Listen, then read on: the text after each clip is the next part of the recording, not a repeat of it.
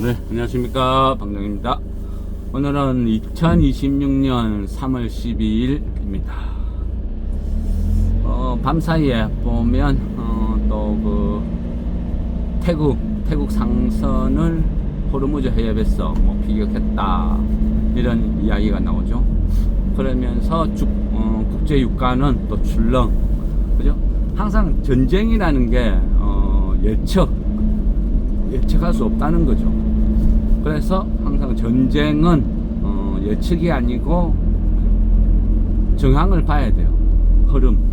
우리가 한때는 그죠, 우크라이나 러시아 전쟁 일주일이면 끝난다 했던 게 지금 4년이 되어가죠. 그렇듯이 전쟁이라는 그 자체는 그죠, 엄청난 리스크를 안고 있는 거예요. 어떤 이유에서든 그죠, 전쟁이라는 것은 세계 경제에 어떤 치명타를 준다. 더구나 그 지역이 중동이다 보니까 더 한 것 같습니다. 과거에도 그죠, 중동 전쟁이 1차, 2차, 3차, 4차 이런 쭉 과거 사례가 있어요. 그렇지만 대부분 다 단발로 끝났고, 또 실제 그 호르무즈 해협이 봉쇄된 적은 없죠. 그런데 이번에는 상황이 틀리다는 거죠. 그리고 호르무즈 해협 그 자체가 어찌 보면 그죠, 천의 요새 같은 그런 역할을 하다 보니까 그 부분을 원점 타격한다 이런 것도 실제는 쉽지가 않다고 봐야죠. 제가 보는 관점은 그래요. 이 호르무즈 해협 이 자체를 통과하는 배, 유조선, 이런 부분이 결국은 뭐죠? 이 유조선의 운행을 하려면 보험은 필수적이라는 거죠. 선주 입장에서 보험도 안 받아주는 이런 상황에서 무리해서 배를 운행을 한다, 그런 막대한 피해가 발생하죠.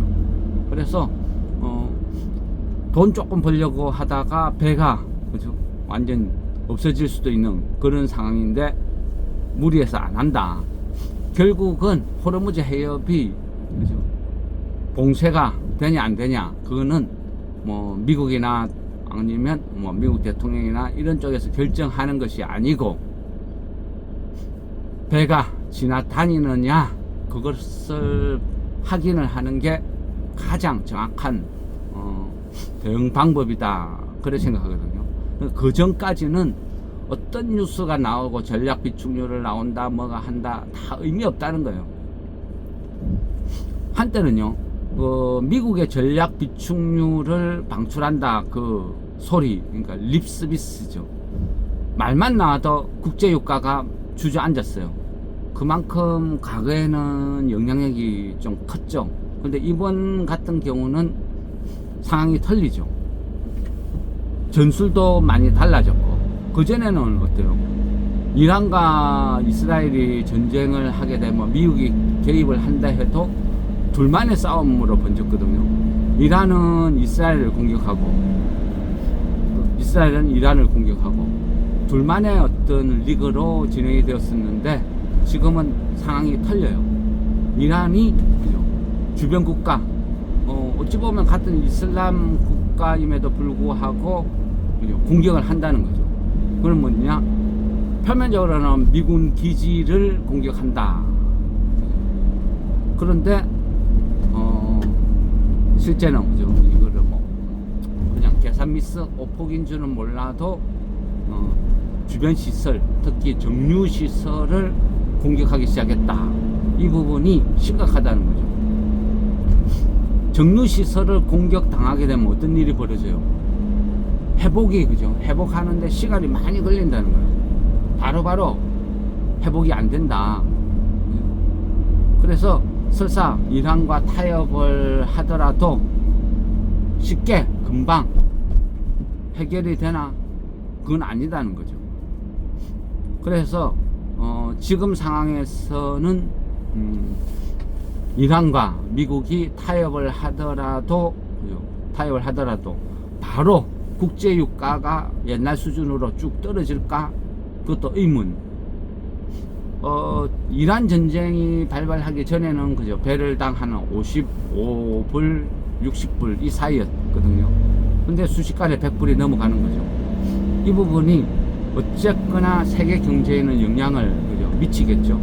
그리고 얼마만큼 빨리 회복할 수 있느냐, 이것은 결국은 정유시설이 얼마만큼 남아있느냐, 또 파괴되었느냐, 이 부분이 이제 결국은 결정을 지을 것인데, 근데 얘가 그죠?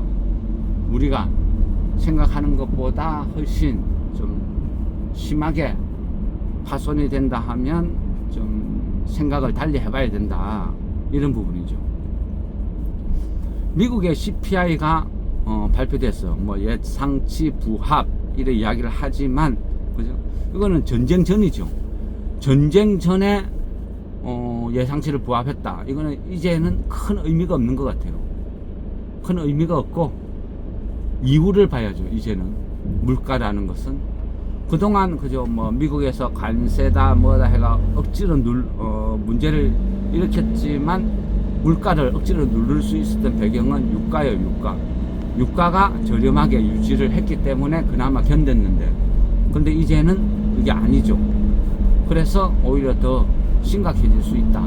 그리고 과거의 이제 데이터는 큰 의미가 없어졌다. 뭐 이래 보는 게 맞지 않나 싶습니다. 지금 국장을 봤을 때는 그죠? 의외로 조금 견딘다고 해야 되나? 약간 그런 상황인데, 결국은 뭐죠? 견딜 수 있었던 배경도 따지고 보면 수급이죠. 수급. 어디서 돈이 들어와요? ETF. ETF는 뭐라 했죠? 기계적이다 했죠. 주식을 뭔지도 잘 모르는 어떤 그런 초보들이 야, ETF 사면 돈 번다더라. 그래서 ETF로 많은 돈들이 몰려와요. 그러면 그 ETF에 들어오는 돈들은 기계적으로 사는 거죠. ETF는 그죠? 패시브와 액티브 두 개가 있죠. 근데 과거에는 거진 한 99.9%가 패시브 자금이다. 이래 말씀드렸죠. 그럼 패시브는 뭐예요? 그죠? 기계적이죠. 기계적이고 지수를 추종한다. 이래 말씀드렸죠. 지수를 추종하는 이 패시브, 이 자금들이 계속 밀고 들어오는 거죠. 기계적이다 하는 것은요, 결국 따지고 보면 지수를 추종하는 거예요. 지수를 추종하는 자금들. 그러니까 뭐라고 해야 되죠? 그 성적, 이제 어떤 주식을 개개인의 주식으로 보는 게 아니고 순위를 매기는 거죠. 그러니까 우리가 코스피 그 1등부터 쭈르륵 사는 거예요. 비중도 틀리죠.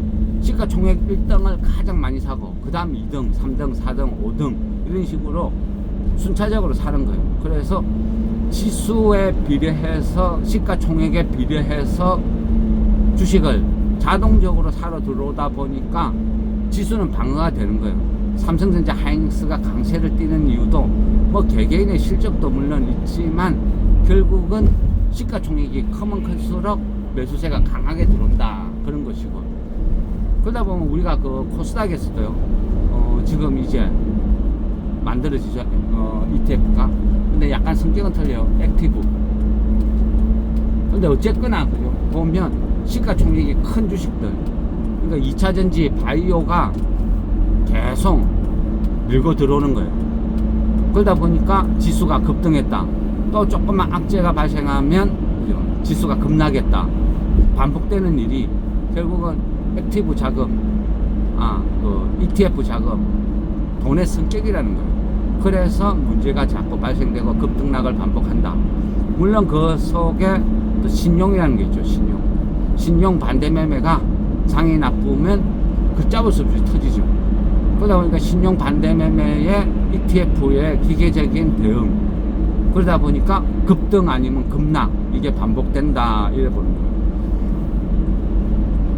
코스닥의 그 ETF 중에 액티브, 얘는 좀 나름대로 공부를 좀 많이 해보고 이해를 해야 될 필요성은 있습니다. 액티브 같은 경우는 지수를 100% 추정하는 게 아니고 펀드 매니저의 어느 정도 판단을 한 0.3 정도 줘요. 그래서 한 70%는 지수를 추종하고 나머지 30%는 판단, 개개인의 판단 이런 걸 주는 거죠. 그러다 보니까 ETF가 과거에는 패시브 성격만 있다. 이제는 액티브의 어떤 그런 ETF가 출현하면서 펀드 매니저의 어떤 성격, 생각 이런 것들이 반영되기 시작. 이러다 보면요, 어찌 보면 건전한 방향 이런 식으로 흘러갈 가능성이 엄청 커요. ETF가 단지 그죠? 지수만 추종했을 때는 펀드 매니저가 할 수 있는 거는 없다는 거예요. 무조건 시가총액 상위만 사야 되니까. 그런데 그 자율권이 주어지고 또 액티브가 나오자마자 그죠? 나름 저평가되었다고 하는 중소형주 쪽으로 돈이 들어오다 보니까 개인들도 가시하는 거죠. 그러다 보니까 중소형주가 훨씬 탄력적이고 움직임이 좋죠. 그래서 밀고 들어올 때는 그죠? 똑같은 돈이라도 삼성전자 밀어올리는 것보다는 중소형주 밀어올리면 그지 상한가까지 급등 이런 케이스가 나오는 거예요. 그러다 보면 ETF에서도 패시브와 액티브 두 개가 경쟁을 펼치겠죠. 그러다가 액티브가 수익률이 훨씬 좋다 이래 되면 액티브로 돈이 몰릴 것이고, 그러면 또 경쟁적으로 액티브 성격의 ETF가 상품이 다양해진다는 거예요. 여러 가지 상품으로 다양화되기 시작한다. 그래 되면 어떤 일이 벌어질까요? 그래 되면 진짜 실력 대결을 하는 거죠. 그 전까지는 기계적으로 뭐 시가총액 상위 무조건 사야 된다 하면 각 증권사의 뭐 ETF 상품이라는 게 뭐 특별한 차별이 없어요. 무조건 같은 종목을 사야 되니까. 그러다 보니까 수익률이라는 게 비슷하게 나와요. 그래서 경쟁 뭐 이런 게 없어지는 거죠. 근데 액티브는 다르다는 거예요. 펀드 매니저의 실력, 성격, 어떤 종목을 편입시키냐에 따라서 수익률이 극과 극을 달리기 시작할 테니까 그때부터는 어느 증권사에 누가 잘한다더라 이래 되면 그죠? 시장의 반응은 달라지는 거예요. 그래서 진짜 ETF의 순기능 이런 것들이 시작되는 시발점이 아닌가 이런 생각을 한번 해보게 되거든요. 그래서 그런 관점으로 우리가 앞으로 주식을 내다보면 지금 현재 움직이는 그죠? 고평가 뭐 IT, 에너지 뭐 이런 쪽보다는 그죠? 실적 좋은 저평가 이런 쪽으로 붙는 게 훨씬 낫지 않을까. 그리고 보면 또 정부에서 그죠? 배당소득 분리과세 이런 부분을 열어줬기 때문에 이제는 고배당 ETF 이런 것들이 나온다고 하면 정부에서 주장하는 어떤 PBR 0.8 이하 이런 종목들로 구성되는 ETF가 또 만들어지고, 그런 ETF가 그런 관련 종목으로 조금만 밀고 들어와도 수급이 완전히 달라지면서 그죠? 그런 관련 종목들이 폭등할 수 있는 계기가 된다는 거예요. 그전에는 그런 큰 돈들이, 기관 성격의 돈들이 중소형주로 밀고 오면 법으로 막았어요. 우리 흔히 이야기하는 주가 조작 이런 쪽에 휘말릴 수가 있거든요. 근데 이제는 상황이 틀려요. 정부에서 PBR 그죠? 0.8 이하를 규제하겠다. 그리고 걔네들이 하는 행위를 주가 누르기라고 단정을 하고 이 부분을 개선하겠다. 지금 이렇게 이야기를 하고 있어요. 그래 되면 정권사에서 그런 관련된 종목군들을 찾아서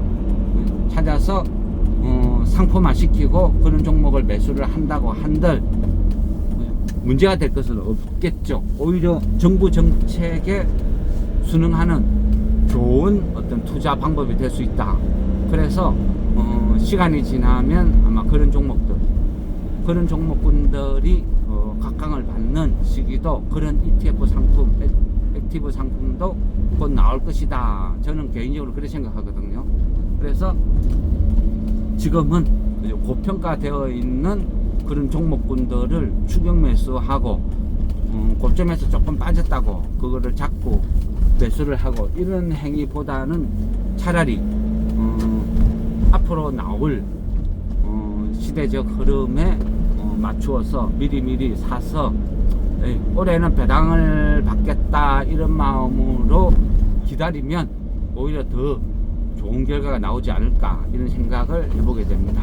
그리고 고유가 시대에서는 반드시 그저 따라오는 게 있죠. 인플레이션. 이런 어려운 환경에서는 살아남으려면 돈이 없는 기술주보다는 돈이 많은 우량한 자산주들이 또 견딜 수 있는 힘이 있다는 거예요. 그래서 지금 시기는 여러모로 저평가되어 있는 PBR 0.8 이하 이런 우량한 종목들을 사서 배당받겠다 이런 마음으로 느긋하게 기다리는 게 가장 안전한 투자 또는 정석이 아닐까 이런 생각을 해보게 됩니다.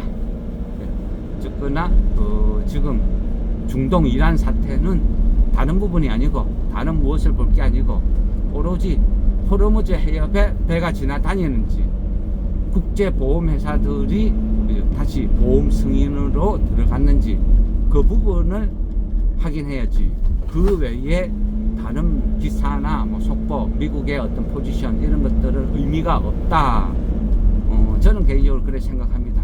그리고 거기에 맞춰서 대응을 할 것이기 때문에 우리가 너무 조급하게 마음을 먹지 말고 지금은 전쟁이라는 특수성이 있으니까 거기에 맞춰서 한 템포 느리게 느긋하게 확인을 하는 과정을 필수로 대응을 해야 된다 이런 생각을 합니다. 이 고비를 넘기고 나면 또 그죠? 또 좋은 뭐 세상이 오겠죠. 수고했습니다.